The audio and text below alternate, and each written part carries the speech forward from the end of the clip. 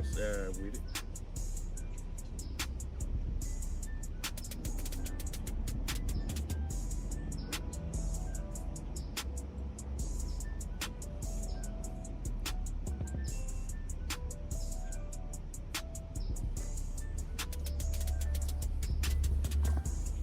Y'all stay tuned.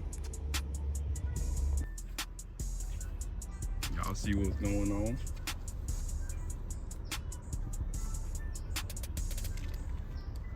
Letting it all dry.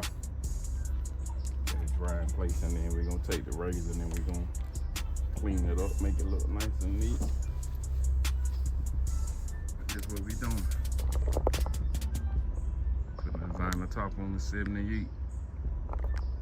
I started on it yesterday. Then it started storming out of nowhere.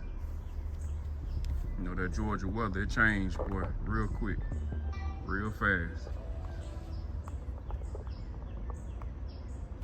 But yeah, y'all stay tuned. Make sure y'all like, share, comment, and subscribe. We back YouTube. It's hot out here, y'all. See, I had to go grab my hat. Shout out to my wife.